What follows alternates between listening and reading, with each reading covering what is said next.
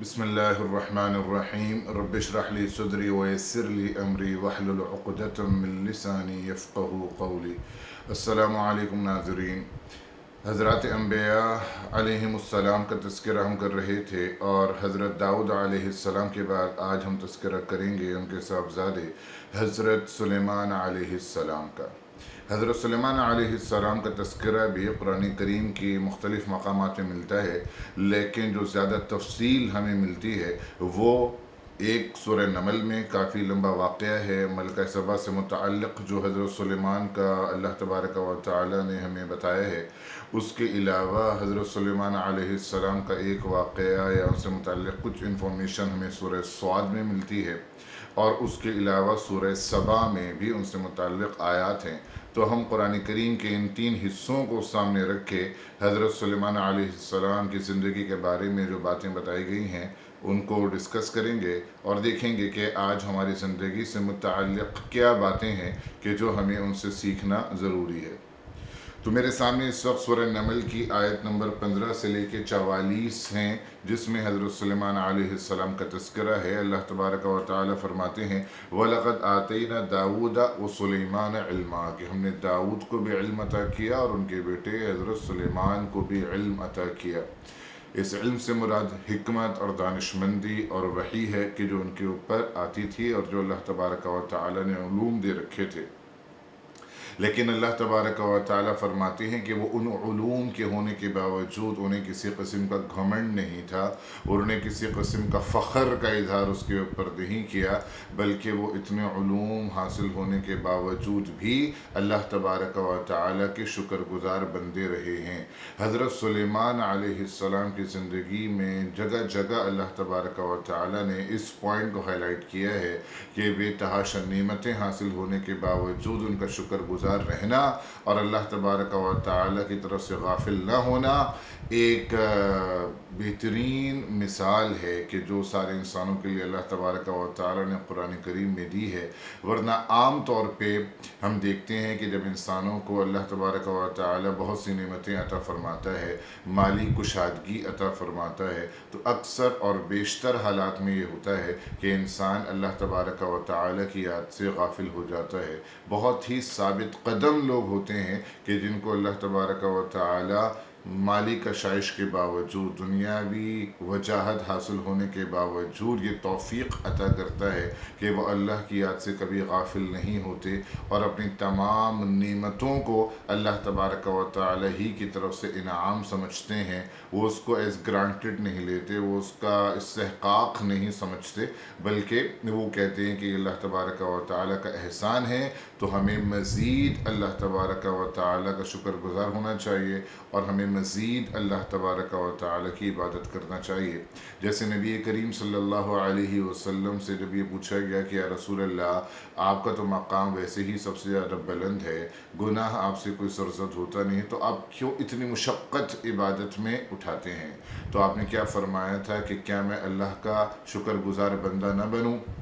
تو اللہ تبارک و تعالی کی دی ہوئی نعمتوں کا اصل مطالبہ اور اصل تقاضا ہم سے یہی ہوتا ہے کہ ہم مزید اللہ کے آگے جھک جائیں اور مزید اللہ تبارک و تعالی کی تعریف بیان کریں، اور اللہ تبارک و تعالی کی مزید اوبیڈینس کریں اور اتباع کریں۔ لیکن اکثر لوگوں کے ساتھ معاملہ برعکس ہوتا ہے، اسی لیے اللہ تبارک و تعالی نے فرمایا وَقَلِيلٌ مِّنْ عِبَادِيَ الشَّكُورُ، بہت کم لوگ ہیں کہ جو شکر گزار ہوتے ہیں نعمتوں کے حاصل ہونے کے بعد۔ تو یہاں پہ اللہ تبارک و تعالی نے فرمایا کہ ہم نے ان کو علم دیا، وقال الحمد للہ الذی فضلنا علی کثیر من عباده المؤمنین، کہ اللہ تبارک و تعالی نے ہمیں فضیلت دی ہے اس علم کی وجہ سے اپنے بہت سارے دوسرے بندوں پہ۔ تو یہ اللہ ہی کی طرف سے ہے، ہمارا اس میں کوئی کمال نہیں، ان کا یہ کہنا ہے۔ وَوَرِثَ سُلَيْمَانُ داؤد، اور داؤد علیہ السلام نے جو عظیم الشان حکومت قائم کی تھی، تو اس کے بعد ان کے جانشین ان کے بیٹے حضرت سلیمان تھے، اور حضرت سلیمان علیہ السلام کو اللہ تبارک و تعالی نے کچھ مزید نعمتیں اور علوم عطا فرمائے، جن میں ایک چیز جس کی طرف اشارہ ہو رہا ہے وہ پرندوں کی بولی ہے۔ وقال یا ایہا الناس، حضرت سلیمان کہتے ہیں کہ اے لوگوں، علمنا منطق الطیر، کہ مجھے परिंदों की बोली सिखाई गई है।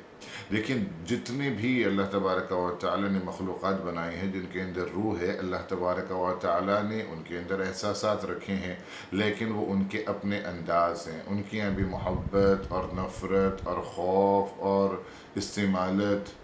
और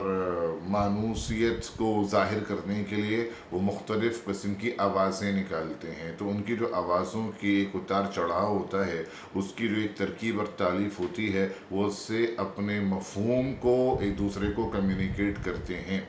चूँकि इंसान उस लैंग्वेज को नहीं जानता तो हम नहीं समझते, लेकिन अल्लाह तबारक व तआला ने हज़रत सुलेमान अलैहिस्सलाम को ये सलाहियत दी थी कि वो उनकी आवाज़ों से वो जो मफ़हूम बयान करना चाहते हैं वो उसकी समझ रखते थे। उसी को मंतिक़ तैर बोला गया। व ऊतीना मिन कुल्लि शै, और हमें अल्लाह तबारक व तआला ने हर शय से हिस्सा अता फ़रमाया। जैसे कि अगली आयतों में सारी चीज़ें खुल के आपके सामने आएंगी कि जो बेशबहा नेमतें अल्लाह तबारक व तआला ने हज़रत सुलेमान को अता की थीं, और फिर हज़रत सुलेमान इन सब चीज़ों के हासिल होने के बावजूद ये नहीं फरमा रहे हैं कि मेरी हुकूमत ज़बरदस्त, बल्कि क्या फरमा रहे हैं, इन्न हाज़ा लहुवल फ़ज़्लुल मुबीन, ये तो मेरे रब का खुला हुआ फ़ज़ल और एहसान है कि उसने मुझे ये चीज़ें अता की हैं। हज़रत सुलेमान अलैहिस्सलाम की हुकूमत इतनी ज़ोरदार थी कि उनकी जो फ़ौज थी उसके अंदर इंसान भी थे, उसके अंदर जिन्नात भी थे, उसके अंदर परिंदे भी थे, यानी इन सब के अलग अलग दस्ते थे कि जो हज़रत सुलेमान अलैहिस्सलाम की फ़ौज का हिस्सा थे। तो कुरान कहता है हुशिर सुलेमान जुनूदुहु, तो किसी दिन उनके मुआयने के लिए इन सब को जमा किया गया, जिन में से, इंसानों में से और परिंदों में से। हत्ता इज़ा, अब ये लेके अपनी परेड करते हुए इनकी फ़ौज जो है वो जा रही थी, तो एक चींटी का वाक़या भी पेश आया जिसको कुरान करीम ने यहाँ बयान किया है। हत्ता इज़ा अतौ अला वादिन नमली, एक ऐसी जगह से गुजरे कि जहाँ पे बहुत सी चींटियाँ आबाद थीं, तो इसलिए उसको वादी नमल बोला गया। नमल चींटी को कहा जाता है। तो उन चींटियों की जो सरदार थी, क़ालत नमलतुन या अय्युहन नमल उदखुलू मसाकिनकुम, के जल्द अज जल्द अपने अपने बिलों में घुस जाओ। ला यहतिमन्नकुम सुलेमान व जुनूदुहु व हुम ला यशऊरून, ऐसा ना हो कि सुलेमान और उनका लश्कर तुम्हें अपने पैरों तले कुचल दे। तो मालूम ये हुआ इस आयत से कि अल्लाह तबारक व तआला ने चींटियों को भी बहुत सी समझ अता की है, और अगर बाकायदा जब जो रिसर्चेस की गई हैं तो उनकी पूरी कॉलोनीज़ होती हैं। अल्लाह तबारक व तआला ने इनको भी उम्मतें कहा है कि ये भी उम्मतें हैं, मुख्तलिफ़ जानवरों की मुख्तलिफ़ जो अक़साम हैं, ये उम्मतें हैं अल्लाह तबारक व तआला की मखलूक़ात में। और चूटियों के बारे में तो बहुत कुछ रिसर्च सामने आ चुकी है कि किस तरीके से उनकी एक तंजीम होती है, एक तश्कील होती है, किस तरह से उनके अंदर एक लीडर होता है, किस तरीके से बाकायदा उनकी एक फ़ौज होती है, किस तरीके से वो एक मकान से दूसरे मकान में प्लानिंग के साथ हिजरत करती हैं, किस तरह वो अपनी फसल बोती हैं, काटती हैं, ज़ख़ीरा अंदोज़ी करती हैं। तो बड़ी समझ अल्लाह तबारक व तआला ने उनको अता की है। तो यहाँ पर एक चूंटी दूसरी चूंटियों से कहती है कि ऐसा ना हो कि सुलेमान कुचल दें अपने लश्कर के पाँव के नीचे तुम्हें। अरबिक लिटरेचर की एक किताब है ना फ़हतुल अरब, उसके अंदर इस वाक़े को तफसील से लिखा। बहरहाल कुरान में तो ये चीज़ यहाँ पे नहीं बताई गई, लेकिन उसमें ये बात भी मज़कूर है और इस तरह लिखा कि हज़रत सुलेमान मुस्कुरा दिए उसके ऊपर, फ़तबस्सम ज़ाहिकम मिन क़ौलिहा, जैसे कुरान कहता है कि वो हज़रत सुलेमान खुशी से मुस्कुरा दिए, हंस दिए उसकी ये बात सुन के। और सुलेमान ने उससे कहा था कि तुम्हें मालूम नहीं है कि मैं एक आदिल बादशाह हूँ, मैं क्यों तुम लोगों को अपने पाँव तले कुचलूँगा। तो उस अक्लमंद चूंटी ने जवाब ये दिया था कि मेरा मतलब आपके पाँव के नीचे कुचला जाना नहीं था, उनके जिस्मों का कुचला जाना नहीं था, बल्कि मैंने इसलिए उनको उनके बिलों में जाने का कहा कि कहीं वो आपकी अज़ीमुश्शान सल्तनत को देख के, आपकी फ़ौजों को देख के किसी किस्म से अल्लाह तबारक व तआला की नाशुक्री में मुब्तला ना हो जाए, तो इस वजह से मैंने उनको बिलों में जाने का कहा। बहरहाल हो सकता है कि अल्लाह तबारक व तआला ने उनको भी एक फ़हम अता किया है, उनको भी अपनी इबादत का हुक्म दिया है। हर मखलूक अल्लाह तबारक व तआला की इबादत करती है। तो इस तरीके से विवाद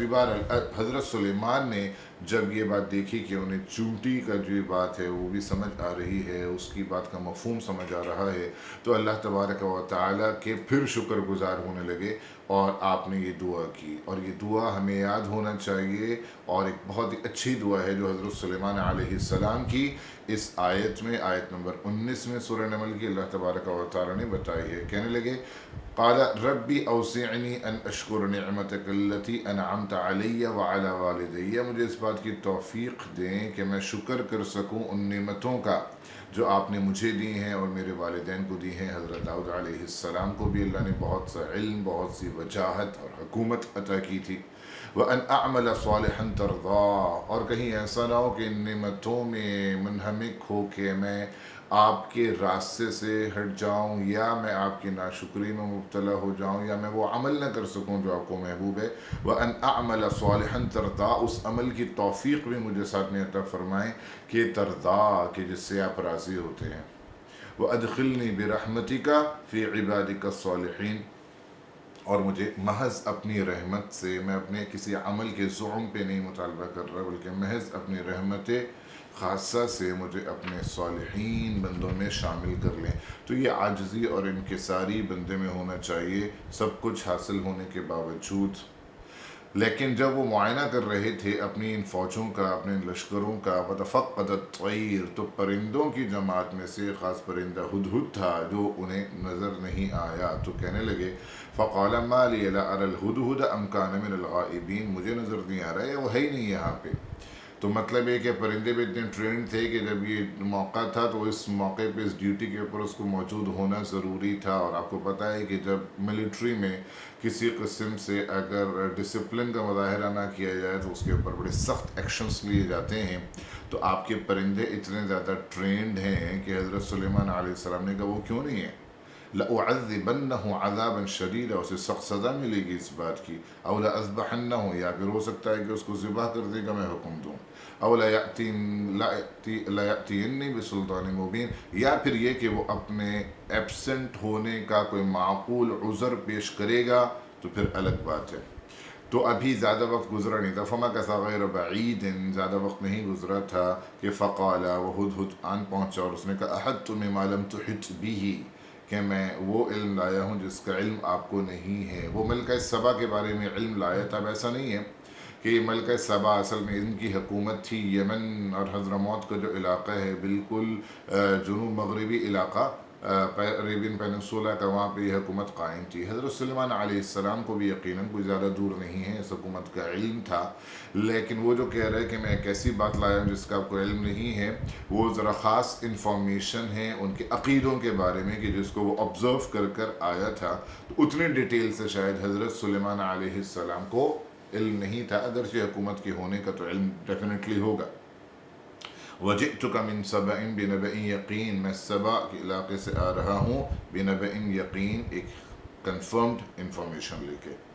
انی وجدت امرأة تملکہم، تو اس نے اس بات پہ بھی حیرت کا اظہار کیا کہ میں نے دیکھا کہ ایک عورت ہے کہ جو ان کے اوپر حکمرانی کر رہی ہے۔ وَأُوتِيَتْ مِن كُلِّ شَيْءٍ، اس کو بھی اللہ تبارک و تعالیٰ نے بہت سی طاقت اور حشمت اور دولت جو ہے وہ عطا کر رکھی ہے۔ وَلَهَا عَرْشٌ عَظِيمٌ، اور عظیم الشان قسم کا ایک تھرون، اس کا ایک تخت ہے جس کے اوپر وہ، مطلب اس کو جتنا، ایک تو سائز کا بڑا ہونا بھی ممکن ہے لیکن اس کے اوپر جتنی قیمتی جواہرات اور سونے اور چاندی کا کام ہوا ہوا ہوتا تھا، اس سے بھی اس تخت کی عظمت جو ہے وہ ظاہر ہوتی تھی۔ تو بہرحال اس کا ایک عظیم الشان عرش ہے۔ وجدتها، لیکن مسئلہ یہ ہے کہ وجدتها وقومها يسجدون للشمس، میں نے یہ دیکھا کہ وہ بھی اور اس کے جو فالوورز ہیں، اس کے ملک کے جو لوگ ہیں، سورج کو سجدے کرتے ہیں اللہ کو چھوڑ کے۔ وَزَيَّنَ لَهُمُ الشَّيْطَانُ أَعْمَالَهُمْ، اور شیطان نے ان کے انہی اعمال کو ان کی آنکھوں میں مزین کر رکھا ہے، اور وہ بڑے اس پہ خوش ہیں اور مطمئن ہیں کہ ہم بالکل صحیح دین پہ عمل کر رہے ہیں۔ فَصَدَّهُمْ عَنِ السَّبِيلِ، تو شیطان نے ان کو صحیح راستے سے رک رکھا ہے۔ فَهُمْ لَا يَهْتَدُونَ، وہ ہدایت کے راستے پہ نہیں ہیں۔ اب آگے کی جو بات ہے وہ اگلی آیت میں وہ اللہ تبارک و تعالی کی بات ہے، وہ تضمیناً یہاں پر آ گئی ہے، اور ایسا قرآن کریم میں بسا اوقات ہوتا رہتا ہے۔ یہ بات اس کی نہیں ہے، یعنی ہدہد کے کلمات نہیں ہیں بلکہ اللہ کی کلمات ہیں۔ اللہ یسجدوا للہ الذی، کہ وہ سجدہ کیوں نہیں کرتے اس ذات باری تعالیٰ کو، صلی اللہ کو، یخرج الخبأ، کہ جس نے ہر پوشیدہ چیز کو ظاہر کر دیا ہے، فی السماوات والارض ویعلم ما تخفون وما تعلنون، اور جو ہر چیز کا علم رکھتا ہے، جو تم چھپاتے ہو، جو تم ظاہر کرتے ہو۔ اللہ لا الہ الا هو رب العرش العظیم، الاصل میں تو خدائی اللہ بزرگ و برتر کی ہے، عبادت کے لائق وہ ہے، نہ کہ یہ سورج جو کہ اس کے مخلوقات میں سے ایک ادنا مخلوق ہے۔ رب العرش العظیم، تو یہ جو دنیاوی عرش ہیں بادشاہوں کے پاس، ان کی تو کوئی حیثیت نہیں، اصل عرش عظیم جو اللہ تبارک و تعالی ہے وہ اس کا مالک ہے، تو اصل عبادت تو اسی کی ہوگی۔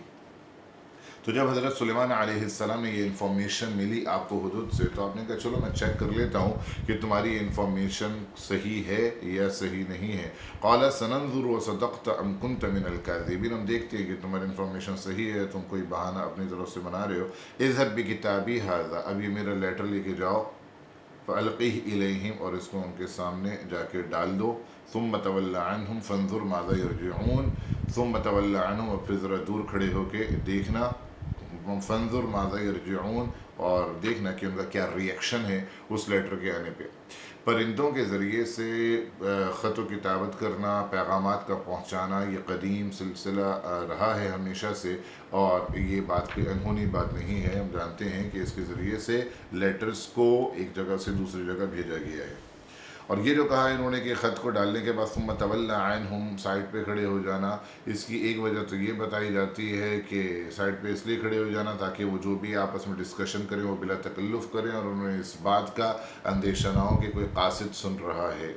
لیکن یہاں پر یہ بظاہر یہ تفسیر جو ہے کچھ مناسب معلوم نہیں ہوتی، کیونکہ وہ ایک پرندہ ہے، پرندوں سے خط کو ایک جگہ سے دوسری جگہ پہنچانا تو یقیناً ہوتا تھا، لیکن وہ پرندہ آپ کے سارے ڈسکشنز کو سن لے، اسے انڈرسٹینڈ بھی کر لے اس کے مفہوم کو، اور وہ جا کے آگے کمیونیکیٹ بھی کرے، ظاہر ہے یہ بات تو کبھی نہیں ہوئی۔ یہ تو حضرت سلیمان علیہ السلام کا معجزہ تھا، تو اس لیے حضرت سلیمان علیہ السلام نے کہا کہ وہیں ٹھہرے رہنا اور ان کے آپس کے ڈسکشنز کو جو ہے وہ سننا کہ آپس میں کیا باتیں کرتے ہیں، پھر وہ مجھے بتانا ان کا ریئیکشن کیا ہے۔ تو بہرحال یہ خط لے کے وہاں پہنچتا ہے۔ قالت یا ایھا الملأ، وہ ملکہ سبا اپنے لوگوں سے کہتی ہے، ظاہر ہے کہ بادشاہ اکیلا کوئی فیصلہ نہیں کرتا، ہر جگہ شخصی حکومت تو ہوتی ہے لیکن فیصلہ اکیلا انسان نہیں کرتا ہے، بلکہ اپنی کیبنٹ ہر بادشاہ نے متعین کر رکھی ہوتی ہے، اور ان کے مشورے سے ہی پھر آگے بات کی جاتی ہے۔ تو اس نے بھی مشورہ کیا، یا ایھا الملأ انی القی الی کتاب کریم، میرے پاس ایک بہت ہی عظیم الشان خط آیا ہے۔ ظاہر ہے کہ ملکہ سبا کو بھی یہ بات معلوم تھی کہ سلیمان کی حکومت کتنی زبردست ہے، کتنی عظیم الشان ہے۔ ادھر سے ایک لیٹر کا آنا ظاہر ہے کہ اسے پھر وہ کتاب کریم ہی کہیں گی، کہ ایک امپورٹنٹ لیٹر ہے۔ انہ من سلیمان و انہ بسم اللہ الرحمن الرحیم اللہ تعالی علی واتونی مسلمین، یہ پورا وہ لیٹر ہے۔ ہو سکتا ہے کہ ملکہ سبا نے یہاں پہ صرف خلاصہ اس کا بیان کیا ہو، کہ عام طور پہ خطوط کے شروع میں بیچنے والے کا نام، جس کے نام جس کو ایڈریس کیا جاتا ہے اس کا نام لکھا جاتا ہے، اس کے آگے بات کی جاتی ہے، تو اس کا ذکر تو یہاں نہیں ہے، تو اس کی جو مین باڈی تھی اس خط کی وہ بیان کی گئی۔ لیکن یہ بات ایک کنفرمڈ ہے کہ جو خطوط لکھے جاتے تھے وہ بہت ہی زیادہ مختصر ہوتے تھے، اور بہترین کلام وہی ہوتا ہے جو بریف ہو لیکن بات پوری ہو، اس کے اندر خیر الکلامی ما قل و دل، بہترین کلام وہ ہے کہ جو مختصر بھی ہو لیکن میسج پورا کمیونیکیٹ کرتا ہو۔ حضور اکرم صلی اللہ علیہ وسلم کے خطوط کو اگر آپ دیکھیں جو آپ نے اپنے زمانے میں بادشاہوں کو بھیجے تھے، وہ بھی انتہائی مختصر ہوتے تھے، اور جو کام کی بات ہے بس وہ اس میں کی جاتی تھی۔ تو انہ من سلیمان، اس نے کہا کہ یہ سلیمان کی طرف سے ہے۔ انہ بسم اللہ الرحمن الرحیم، بسم اللہ الرحمن الرحیم سے شروع ہوتا ہے۔ اس کا پتہ ہی چلا کہ بسم اللہ الرحمن الرحیم انبیاء کا خاص کلمہ ہے، کہ جو ہم زمانے میں تمام انبیاء نے اس کو استعمال کیا ہے۔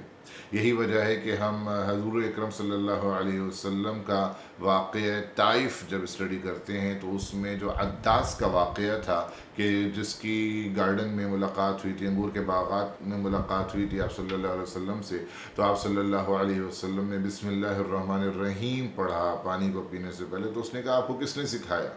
کیونکہ وہاں پہ تو بسمی کلہم استعمال ہوتا تھا مکہ میں، طائف میں. تو آپ نے پوچھا تم کیوں پوچھ رہے ہو؟ تو اس نے کہا میں یہاں کا رہنے والا نہیں ہوں، میں تو نینوا علاقے سے آیا ہوں، عراق سے آیا ہوں. تو آپ نے کہا اچھا تو تم یونس علیہ السلام کے متبع ہوں گے. تو اس نے کہا بات وہ پھر لمبی بات ہے کہ وہاں سے بات چلی. تو کہنے کا مقصد یہ کہ حضرت یونس علیہ السلام نے بھی سکھایا تھا، ان کے قوم میں کلمہ جاری تھا. تو تمام انبیاء نے بسم اللہ الرحمن الرحیم کو استعمال کیا ہے. اس کی تاریخ کی طرف بھی اشارہ ہو گیا یہاں پہ. اللہ تعالی علیہ، ٹیکسٹ یہ ہے بسم اللہ کے بعد کہ اللہ تعالی علیہ، کہ میرے اوپر تم بڑائی کا اظہار مت کرو یا میرے سامنے اکڑ مت دکھاؤ. وَأْتُونِي مسلمین، اور اپنے آپ اپنا سر تسلیم خم کرو، اپنے آپ کو میرے حوالے کرو. حضرت سلیمان کے آس پاس جتنی بھی حکومتیں تھیں یروشلم سے ادھر ادھر، وہ سب کی سب حضرت سلیمان کی باج گزار تھیں، وہ حضرت سلیمان کے کنٹرول میں تھیں.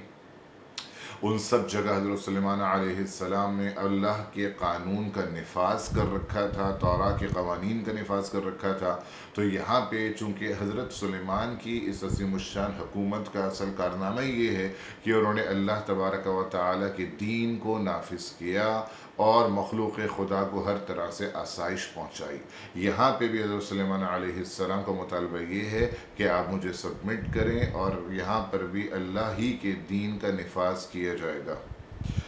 اب ملکہ سبا کو جب یہ لیٹر اس انداز سے ملتا ہے تو وہ کہتی ہے اپنے لوگوں سے افتونی فی امری، مشورہ تو کیا کرنا چاہیے. تو اس کے جو کمانڈرز وغیرہ ہوتے ہیں، طاقت تو تھی ان کے پاس بھی، ان کی بھی عسکریت جو تھی وہ کافی مضبوط تھی. تو ان کے لوگوں نے کہا کہ قالوا نحن اولو قوت و اولو بأس شدید. اولو قوہ کا مطلب یہ ہے کہ ہم طاقت میں بہت زیادہ ہیں، ہمارے پاس اسلحہ بھی اچھی تعداد میں موجود ہے. اولو بأس شدید، جنگوں کے بھی ہم ماہر ہیں، تجربے کار ہیں. والامر الیک، باقی فائنل ڈیسیجن تو آپ ہی کے ہاتھ میں ہے، آپ جیسا چاہیں کریں. فانظری ماذا تأمرین. تو بعض لوگوں نے جو کہا کہ اسے جمہوریت کا سمجھ آتا ہے کہ وہ جمہوری ڈیموکریٹک قسم کی گورنمنٹ تھی. تو یہ ڈیموکریٹک گورنمنٹ کی بات نہیں ہے. میں نے جیسے بھی کہا کہ جتنے بھی بادشاہ ہوتے ہیں ان کی کیبنٹ ہوتی ہے، وہ ان سے مشورہ کرتے ہیں، ان کے مشورے کے بغیر وہ آگے نہیں بڑھتے. بلکہ بسا اوقات تو پھر ان کو دیکھنا پڑتا ہے کہ وہ کوئی ایسی بات کر بھی نہیں سکتے اپنی مرضی سے. مثال کے طور پہ مذہب کی تبدیلی بہت سے بادشاہوں نے نہیں کی. ہیرکلس نے، حضور اکرم صلی اللہ علیہ وسلم کا نامہ نامی خط جو ان کے پاس گیا ہے، اور ابو سفیان سے ہیرکلس نے، ہرقل نے پوری معلومات حاصل کی ہے، سمجھ گیا تھا کہ آپ صلی اللہ کے رسول ہیں، لیکن پھر بھی ایمان نہیں لایا. کیوں؟ عوام کا خوف. کہنے کو تو حکمران ہیں لیکن فالو عوام کو کرنا ہوتا ہے کہ اگر ان کے خلاف مذہب کی تبدیلی کی تو دین اینڈ دیر یہاں پہ ریبیلین ہو جائے گا اور وہ مجھے قتل کر دیا جائے گا.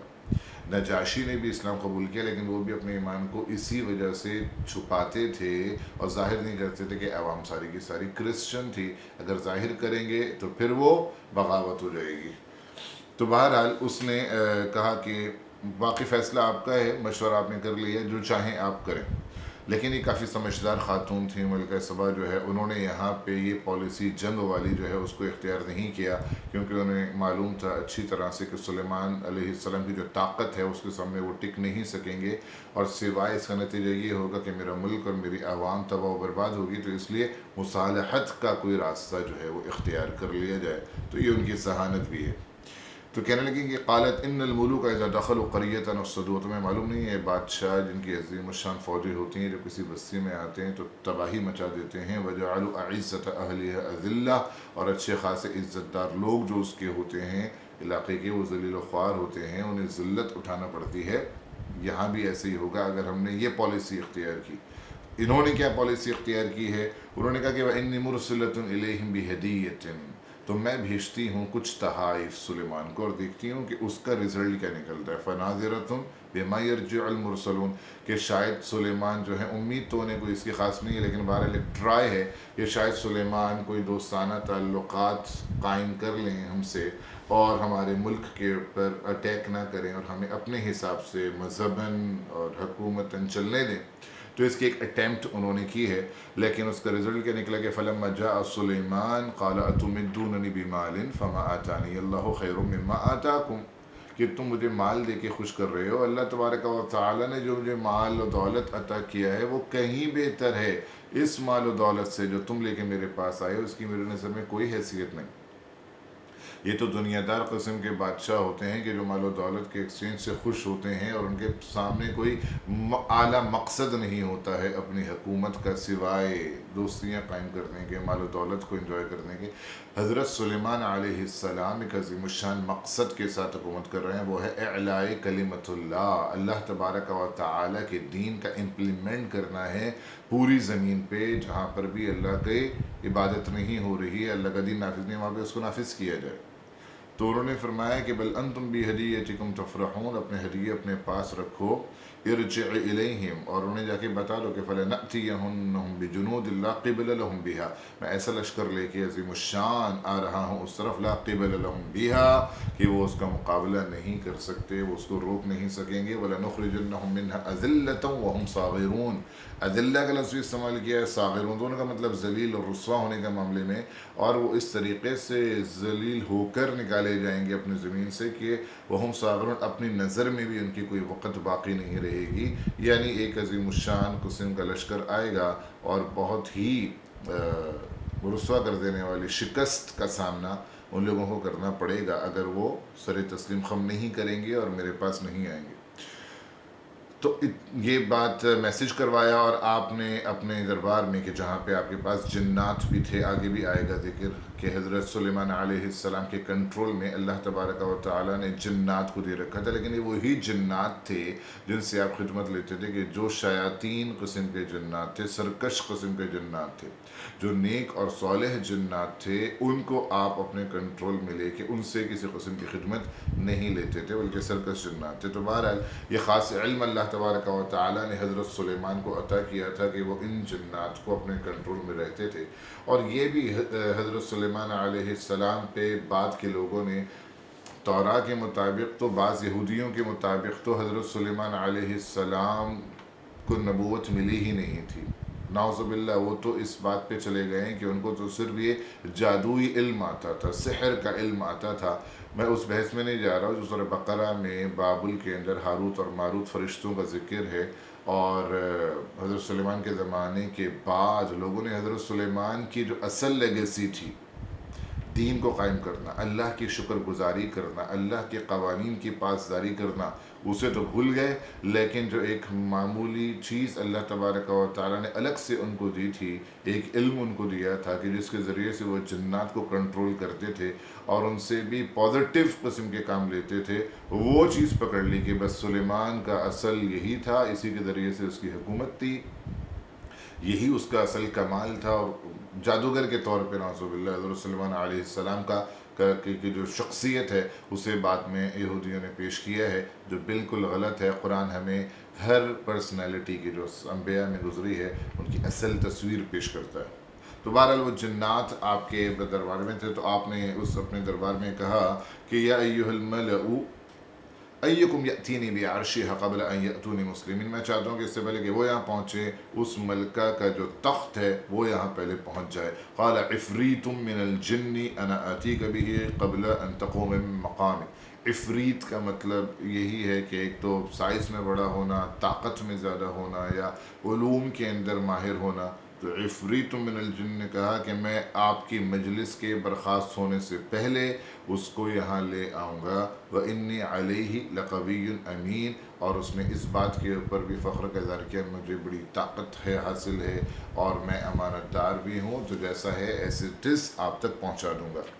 لیکن یہاں پہ بتایا گیا کہ اس جن سے اوپر بھی فضیلت اللہ تبارک و تعالیٰ نے اس کو دے رکھی ہے جس کو اللہ تبارک و تعالیٰ نے کتاب کا علم عطا کیا تھا. کتاب سے مراد یہاں پر तौरा ही होगी, उस वक्त वही किताब थी जो काबिल अमल थी। क़ाल लज़ी इंदहु इल्मुम मिनल किताब अना आतीका बिही क़ब्ल अन यर्तद्द इलैका तर्फ़ुक, इससे पहले कि आप पलक झपकें वो यहाँ आ जाएगा, और उसने वो पलक झपकते में पेश कर दिया। तो जिससे ज़ाहिर ये हुआ कि सिर्फ जन्नात ही के अंदर अल्लाह तबारक व तआला ने ये सलाहियतें नहीं रखी, बल्कि अगर किसी को सही मायनों में अल्लाह के कलाम का इल्म है तो वो उनसे भी आगे निकल सकते हैं। और यही ज़्यादा अच्छी चीज़ है कि अल्लाह तबारक व तआला के अहकामात पे अमल किया जाए, और ये सारी चीज़ें जो शुबदेबाजी होती है, एक सेकेंडरी किस्म की नॉलेज होती है, तो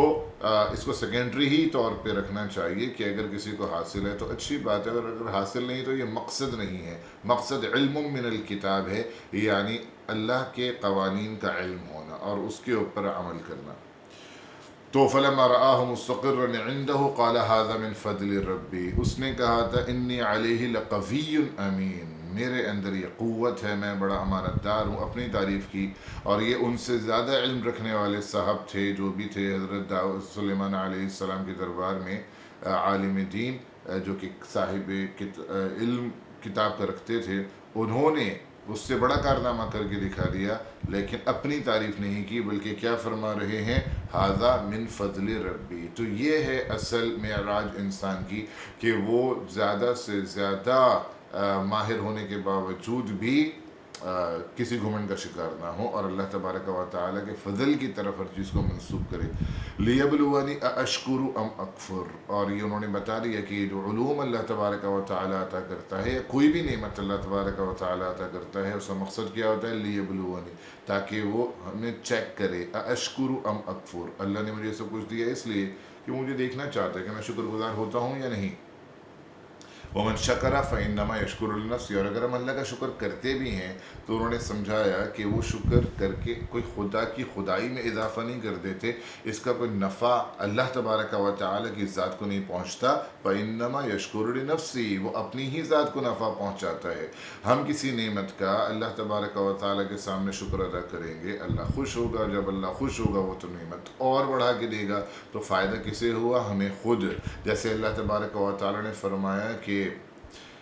वो इस्तअज़्ज़ना रब्बुका,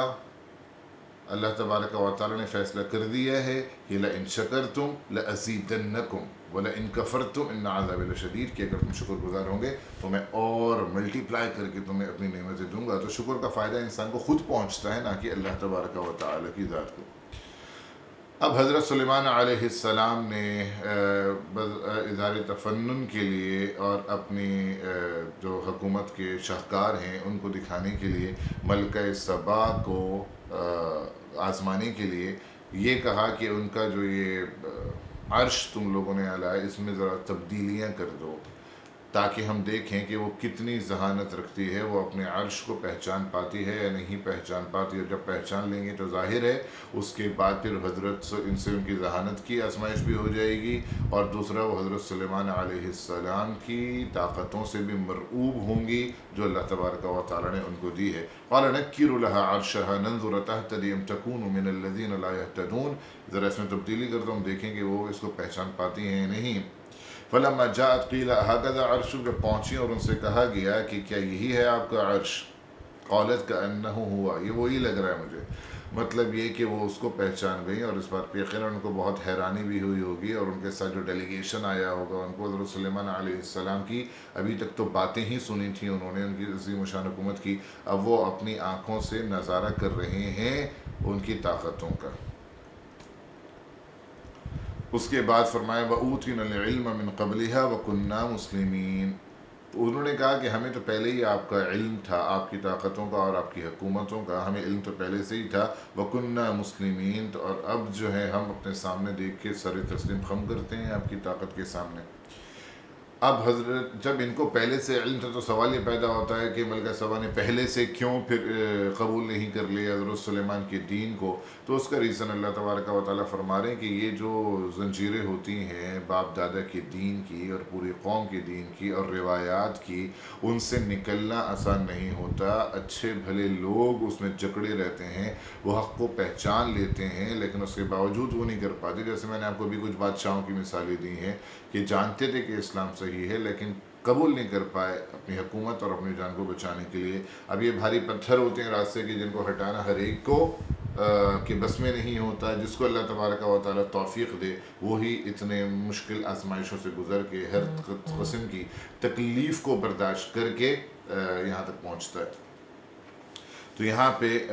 مزید ایک اور چیز جس کی طرف اللہ تبارک و تعالیٰ نے اشارہ کیا، حضرت سلیمان علیہ السلام نے ان سے کہا کہ محل میں داخل ہو جائیں، تو حضرت سلیمان علیہ السلام کا محل اتنا زیادہ زبردست تھا کہ پورا شیشے کا بنا ہوا ہے، اور جب وہ اس کے اندر داخل ہونے لگیں تو انہیں لگا کہ وہ گویا تالاب ہے پانی کا جس میں سے چل کے ان کو گزرنا پڑے گا، جانا پڑے گا، تو انہوں نے بے اختیار اس کو پانی سمجھ کے اپنے پائنچے جو ہیں وہ اونچے کر لیے کہ گیلے نہ ہوں۔ تو انہیں بتایا گیا کہ یہ پانی نہیں ہے بلکہ یہ گلاس ورک ہے، اس کے اوپر شیشہ لگا ہوا ہے، اتنا شفاف کہ اس کے ہونے کا احساس ہی نہیں ہو رہا ان کو۔ تو قیل لها ادخل الصرح، انہیں کہا گیا محل میں داخل ہوں، فلما رأته حسبته لجة، تو جب زمین کو دیکھا تو ایسا لگا کہ جیسے پانی ہے، کشفت عن ساقیها، اپنی پنڈلیوں سے انہوں نے کپڑے کو اٹھا لیا، قال انه صرح ممرد من قواریر، انہیں بتایا گیا کہ اس کی ضرورت نہیں ہے، یہ تو شیشے کا فرش ہے جو بچھایا گیا ہے۔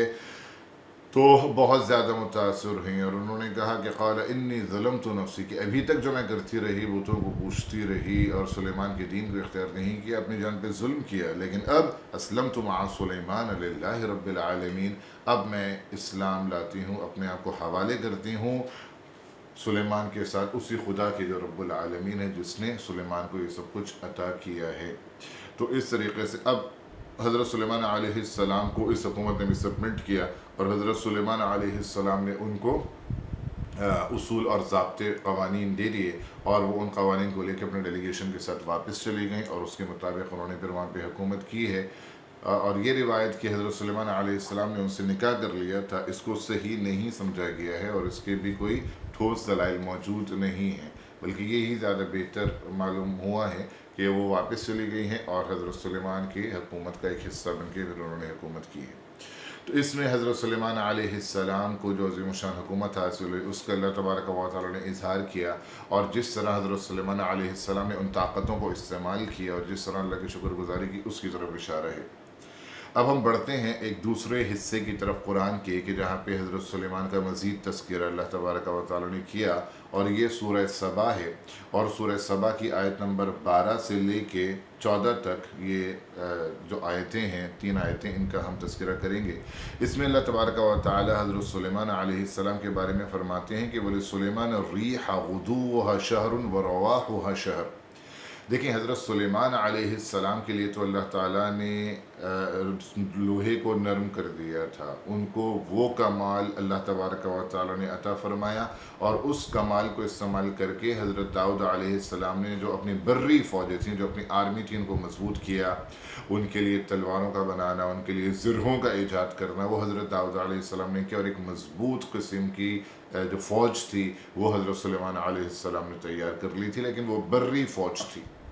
اور اللہ تبارک و تعالیٰ نے حضرت سلیمان علیہ السلام کو ہواؤں کے اوپر کنٹرول دیا ہے، اور ان ہواؤں کے اوپر کنٹرول دینے کا اصل مقصد یہ تھا کہ وہ بحری طاقت جو ہے وہ بھی ان کی حکومت کی بہت مضبوط ہو جائے۔ تو اللہ تبارک و تعالیٰ فرما رہے ہیں وَلِسُلَيْمَانَ الرِّيحَ، ہم نے ہوا کو سلیمان کے لیے مسخر کیا، غُدُوُّهَا شَهْرٌ وَرَوَاحُهَا شَهْرٌ۔ غدو اور رواح، ویسے تو غدو صبح کو اور رواح شام کو کہتے ہیں، لیکن یہ مطلقاً جانے اور آنے کے لیے بھی استعمال ہوتا ہے۔ مطلب جب ان کے شپس نکلتے تھے تو پورے پورے مہینے کا سفر کرتے تھے جانے میں، اور پورے پورے مہینے کا سفر کرتے تھے آنے میں، انہیں کہیں کسی جگہ کوئی رکاوٹ کا سامنا نہیں کرنا پڑتا تھا، یعنی ہواؤں کی وجہ سے ان کے سفر رکتے نہیں تھے، متاثر نہیں ہوتے تھے، کیونکہ ہوائیں حضرت سلیمان علیہ السلام کے حکم سے چلتی تھیں، ان کے کنٹرول میں دے دی گئی تھیں۔ تو اس طریقے سے ایک عظیم الشان حکومت بنتی ہے جس کی آرمی بھی بڑی مضبوط ہو، اور سب سے بڑے بحری بیڑے جو تھے وہ حضرت سلیمان علیہ السلامی کے تھے، جو کئی کئی مہینے کی مسافت کر کے بڑے دور دور علاقوں تک جاتے تھے۔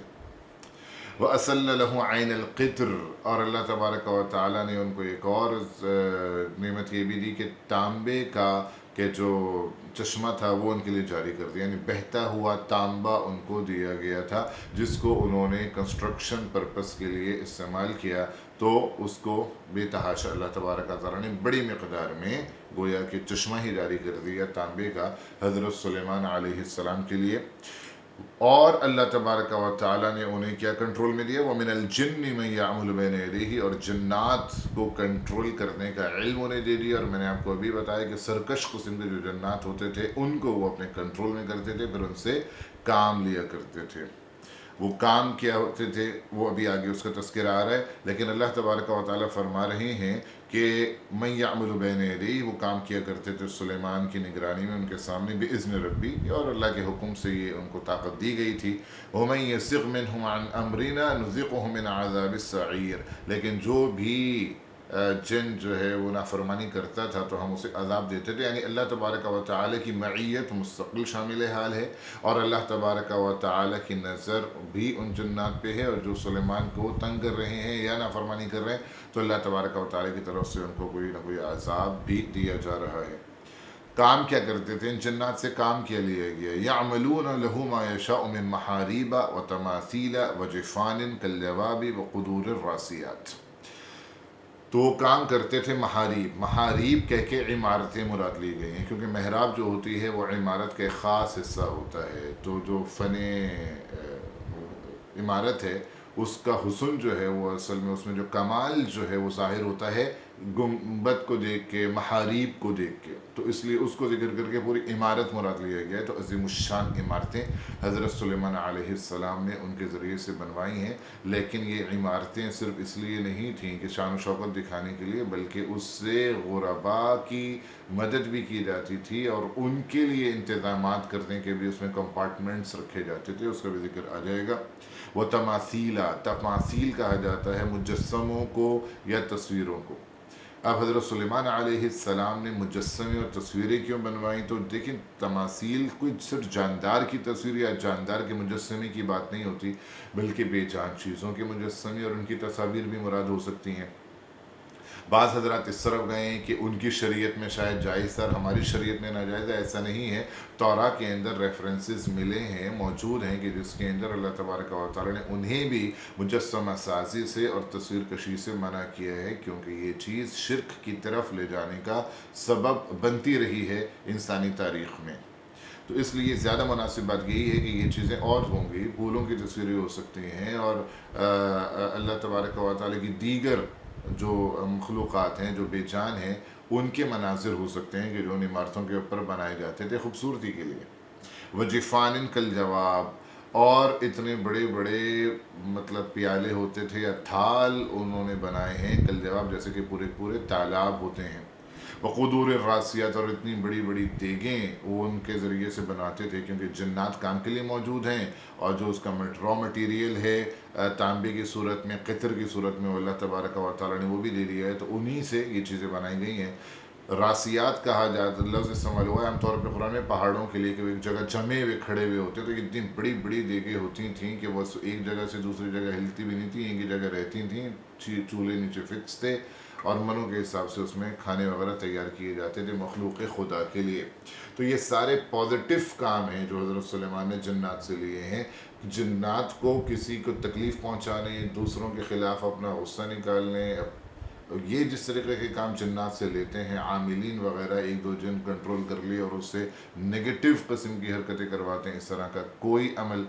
آبویسلی حضرت سلیمان علیہ السلام سے ثابت نہیں ہے۔ انہوں نے اس کو پازیٹیو یوز کیا ہے ان ساری نعمتوں کو۔ اللہ نے فرمایا اعملوا آل داؤد شکرا،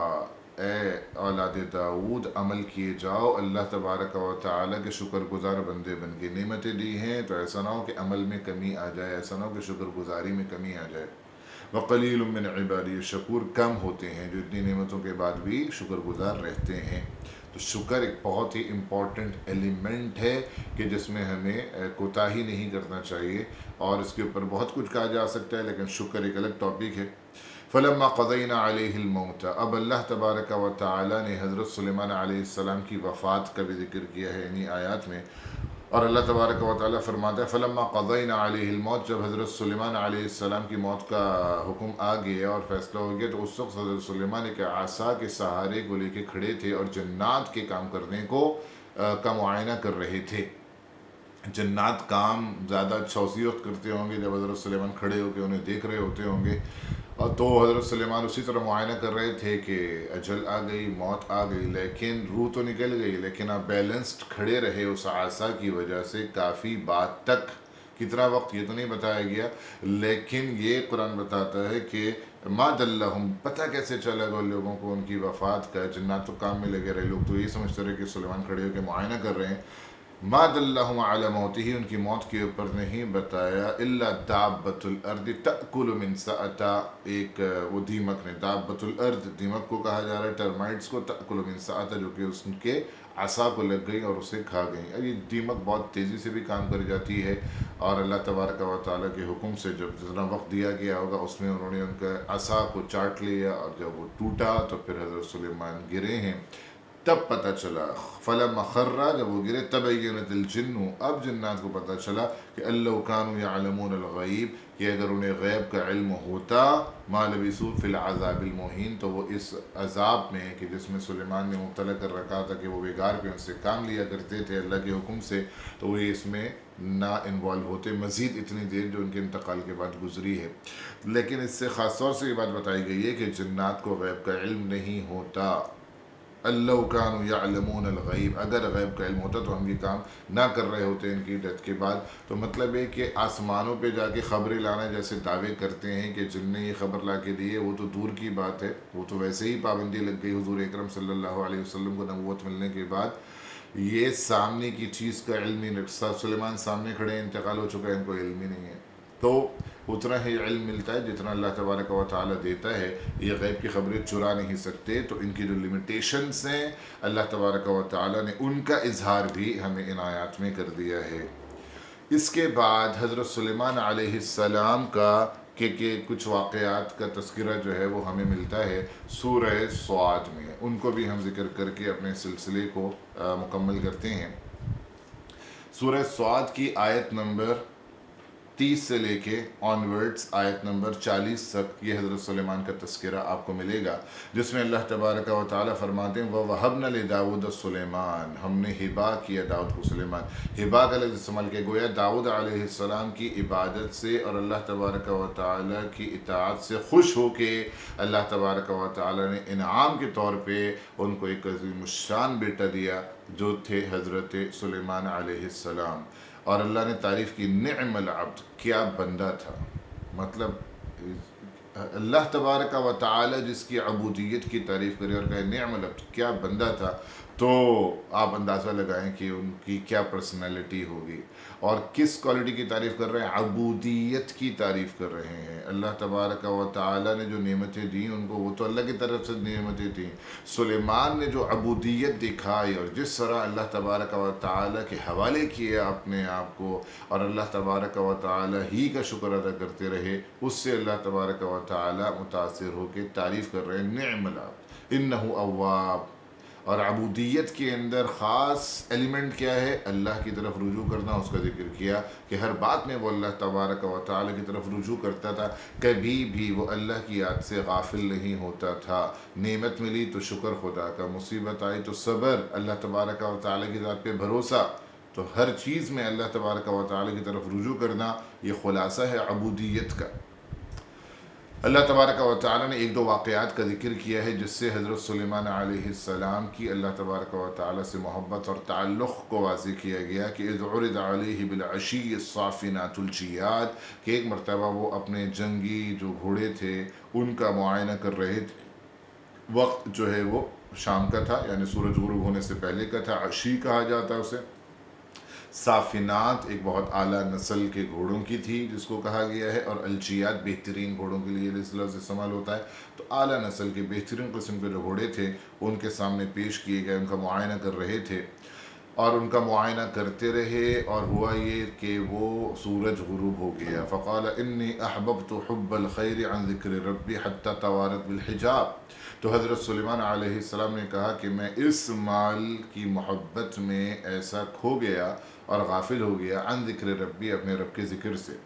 تو اکثر مفسرین نے کہا کہ اس سے مراد نماز عصر ہو سکتی ہے، کیونکہ سورج غروب ہونے سے پہلے تو نماز عصر ہی کا ٹائم ہوتا ہے، تو وہ اس میں اتنے منہمک ہو گئے کہ وہ نماز عصر سے غافل ہوئے اور سورج غروب ہو گیا حتیٰ توارت بالحجاب۔ تو اس سے ایک بات تو یہ سمجھ آئی کہ ایک وقت جو عبادت کا ہے اس میں وہی عبادت ہمیں کرنا چاہیے، دوسرا حالانکہ وہ جو کام کر رہے ہیں وہ بھی عبادت کے درجے میں ہیں۔ جہاد کے گھوڑوں کی ٹریننگ کو دیکھ رہے ہیں اور ان کا معائنہ کر رہے ہیں، بہت نیک کام ہے، اور اس وجہ سے، لیکن وہ دوسری عبادت کا وقت تھا، یہ کام کسی اور وقت کرنا چاہیے تھا، تو اس وجہ سے یہ غلطی ہوئی۔ تو اس کے اوپر اتنے زیادہ پشیمان ہوئے اور اتنے زیادہ جذباتی ہو گئے حضرت سلیمان علیہ السلام کہ میں اللہ کی یاد سے غافل کیسے ہو گیا۔ تو وہ تو گھوڑوں کو لے جا کے انہوں نے اپنے استبل میں باندھ دیا تھا، لیکن انہوں نے کہا ردوہا، لوٹاؤ ان گھوڑوں کو میرے پاس، فتفق مسحا بالسوق والاعناق، اور ان جذبات میں آ کے وہ ان کے گلے پہ اور ان کی پنڈلیوں پہ تلواریں چلانے لگے اور انہیں مارنے لگے کہ ان کی وجہ سے میں اپنے رب کی یاد سے غافل ہوا ہوں۔ یہی تفسیر جو ہے وہ زیادہ بہتر ہے، چونکہ ایک حدیث سے بھی ثابت ہے کہ انہوں نے اس طرح کیا اور یہ جذبات کے ماتحت آ کے انہوں نے یہ کام کیا ہے۔ لیکن اب یہاں پہ ایک سوال ذہن میں آتا ہے کہ اس طرح تو ایک اللہ تبارک و تعالیٰ کی نعمت تھی، یہ گھوڑے تو اللہ تبارک و تعالیٰ کی نعمت تھی، تو اس کو اس طریقے سے ضائع کر دینا، تو دیکھیں ضائع کردہ نہیں ہے بلکہ قربان کر دینے کے معنی میں لیا گیا ہے، کہ جس طریقے سے ہم بکریوں کی اور گھوڑوں اور اس کی گایوں کی قربانیاں کرتے ہیں اور اس کا گوشت استعمال کیا جاتا ہے، غریبوں میں تقسیم کیا جاتا ہے، تو بالکل اسی طرح سلیمان کے یہاں گھوڑوں کا گوشت بھی کھایا جاتا تھا۔ اوریجنلی تو گھوڑے کا گوشت جو ہے اس کو حلال ہی کہا گیا ہے، وہ تو جہاد کے مقصد کے لیے، ان کو بچانے کے لیے ان کو ذبح نہ کرنے کا پھر یہ فتویٰ دیا گیا، لیکن انہوں نے ان گھوڑوں کو ذبح کر دیا، یعنی قربان کر دیا اللہ تبارک و تعالیٰ کے راہ میں، یہ مقصد ہے اس کا۔ ایک تفسیر اور بھی آتی ہے، زیادہ بہتر تفسیر تو یہی ہے، لیکن ایک تفسیر اور بھی آتی ہے حضرت ابن عباس کے حوالے سے، وہ کہتے ہیں کہ اس کا مطلب یہ کہ انہوں نے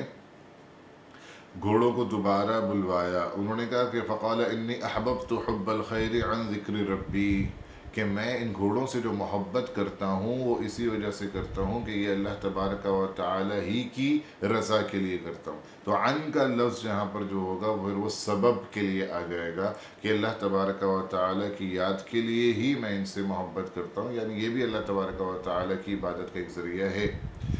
تو پھر انہوں نے کہا کہ ردوہا کہ دوبارہ ان گھوڑوں کو میرے پاس لاؤ، فتفق مسحا بالسوق والاعناق، اور وہ ہاتھ پھیرنے لگے، پھر مزہ کا مطلب تلوار چلانے کا نہیں بلکہ ہاتھ پھیرنے کا لیا جائے گا، اور ان کو پیار کرنے لگے کہ میں اس مال سے جو محبت کرتا ہوں، یہ ان گھوڑوں سے جو محبت کرتا ہوں، اس کا سبب کیا ہے؟ اللہ کا ذکر، اللہ تبارک و تعالیٰ کی شکر گزاری۔ لیکن اس تفسیر کو اکثر حضرات نے نہیں لیا، پہلی تفسیر کو زیادہ تر حضرات نے لیا ہے، اور بعض حضرات جو اس طرف گئے کہ ردوہا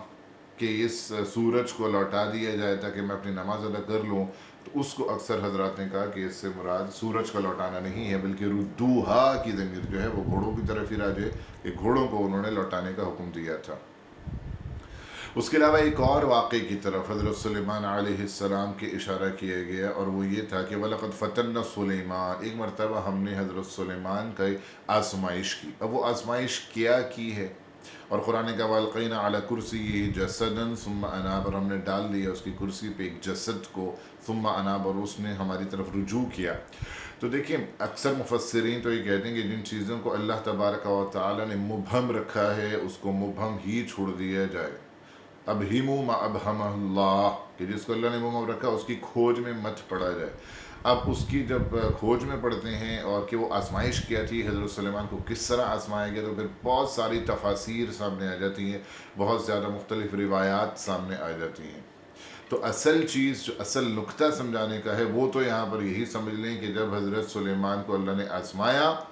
ثم اناب، تو انہوں نے اللہ تبارک و تعالیٰ کی طرف ہی رجوع کیا، اللہ تبارک و تعالیٰ سے رخ نہیں موڑا۔ یہی لیسن ہمارے لیے کہ زندگی میں جب بھی آزمائشیں آ جائیں، تکالیف مصائب آئیں، اللہ کی طرف رجوع کرنے کو ہی اپنا شعار بنائیں، یہ انبیاء کا شعار ہے۔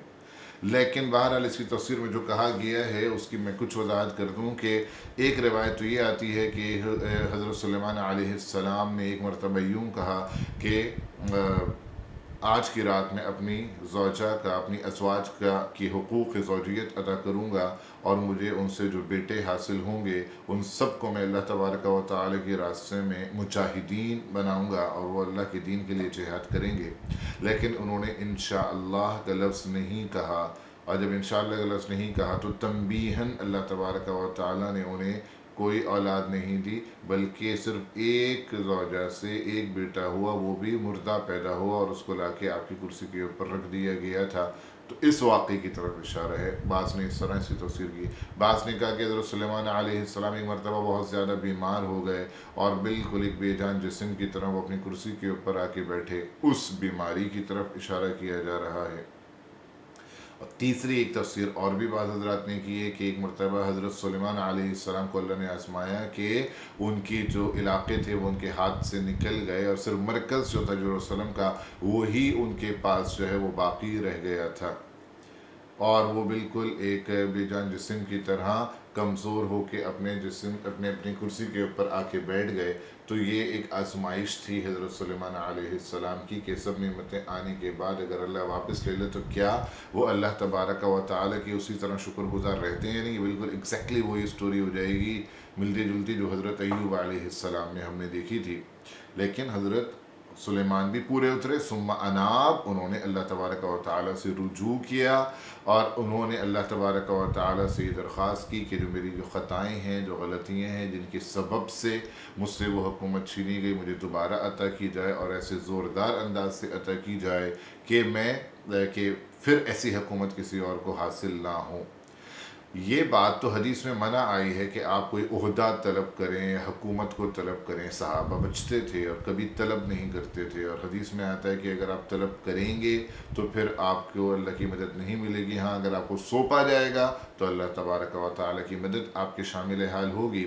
تو یہاں پہ حضرت سلیمان علیہ السلام جو یہ دعا فرما رہے ہیں کہ رب غفر لی، کہ میرے گناہ کو، میری لغزش کو معاف کر دیں، وَهَبْ لِي مُلْكًا لَا يَنبَغِي لِأَحَدٍ مِّن بَعْدِي، اور ایسی زوردار حکومت دیں کہ جو اس کے بعد کسی کو نہ ملے۔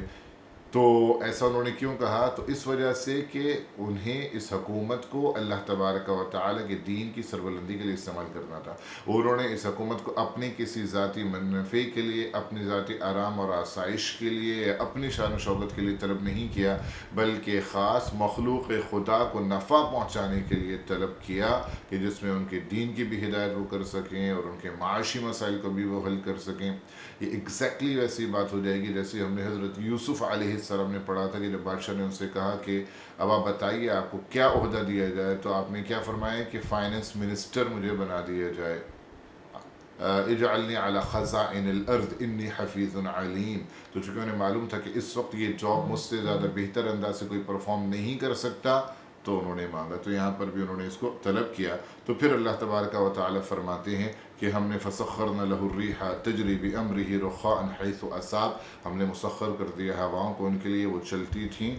بڑے سازگار طریقے سے، جہاں کا رخ وہ بتاتے تھے اس طرف، تو ان کے شپس کو بڑے سازگار طریقے سے وہ لے جاتی تھیں، ان کی منزلوں تک پہنچاتی تھیں۔ یہ طاقت ہم نے ان کو دی۔ والشیاطین، یہ وہی ذکر ہے، پہلے گزشتہ آیتوں میں گزر چکا ہے۔ شیاطین ان کو کنٹرول میں دے دیے، کل بناء و غواص، کے جو تعمیر کرتے تھے عمارتیں۔ مسجد اقصی کی تعمیر حضرت سلیمان علیہ السلام نے جنات کے ذریعے سے کروائی ہے، تو بناء تھے۔ غواص، اور وہ سمندر کی اندر غوطہ زنی کر کے وہاں سے جواہرات حضرت سلیمان علیہ السلام کے لیے لاتے تھے۔ وآخرین مقرنین فی الاسواد، اور بہت سے دوسرے جنات ایسے بھی تھے کہ جن کو زنجیروں سے جکڑ کے رکھا جاتا تھا، وہ ریزرو فورس ہوتے تھے، ان کی جب ضرورت ہوتی تو انہیں کھول کے استعمال کیا جاتا تھا۔ تو یہ سب کچھ ہم نے سلیمان کو دے دیا، ایسی مشان حکومت۔ ظاہر ہے کہ ایسی حکومت اس سے پہلے بھی کسی کو نہیں تھی، اور اس کے بعد بھی اس طرح کی ساری چیزیں کنٹرول میں کسی اور کی نہیں آئیں۔ تو اللہ نے فرمایا ھذا عطاؤنا فمنن او امسک بغیر حساب۔ اب اس آیت کا مطلب یہ نہیں کہ ہم نے سب چیزیں تمہیں دے دی ہیں، چاہو خرچ کرو چاہو روکو اور تم سے کوئی حساب کتاب نہیں ہوگا، یہ مفہوم نہیں ہے۔ ھذا عطاؤنا کا تعلق بغیر حساب سے، کہ ہم نے بلا حساب آپ کو عطا کر دیا، یعنی بہت زیادہ نعمتیں عطا کر دی ہیں۔ فمنن او امسک بغیر امسک، یا تو اب آپ سے خرچ کریں اس طریقے کے مطابق جو ہم نے آپ کو سکھایا، یا روک لیں۔ تو مطلب چھوٹ نہیں دی گئی ہے بلکہ اختیار دیا گیا ہے. اب اختیار جیسے کریں گے اس کے حساب سے کانسیکوینسز ہوں گے. صحیح استعمال کریں گے تو اللہ کے اور قریب ہو جائیں گے، غلط استعمال کریں گے تو اللہ سے دوری ہوگی. تو ظاہر سلیمان علیہ السلام نے اس کا صحیح استعمال کیا، لیکن اصول بتایا گیا کہ اللہ تبارک و تعالی مال و دولت دے دیتا ہے انسان کو، جیسے چاہو استعمال کرو، لیکن وہ آزمائش ہوتی ہے، اور وہ جس طور پہ اسے استعمال کرتا ہے اسی حساب سے پھر آگے اس کی کانسیکوینسز وہ فیس کرے گا. وَإِنَّ لَهُ عِنْدَنَا لَزُلْفَ وَحُسْنَ مَآب. اور اللہ تبارک و تعالیٰ نے کی کامیابی کا اعلان کر دیا کہ ہمارے نزدیک خاص مقام ہے سلیمان کا، اور ان کا ٹھکانہ بہت ہی زیادہ حسین ہے اللہ تبارک و تعالیٰ کے یہاں. تو یہ تھے حضرت سلیمان علیہ السلام کے واقعات جو قرآن کریم میں بیان کیے گئے، اور اس سے ہمیں اپنی لائف سے ریلیٹڈ بہت کچھ سیکھنے کا موقع ملتا ہے. اللہ تبارک و تعالی ہمیں ان تمام اسباق پہ اور ان تمام حکمتوں پہ عمل کی توفیق عطا فرمائے. وآخر دعوانا ان الحمد للہ رب العالمین.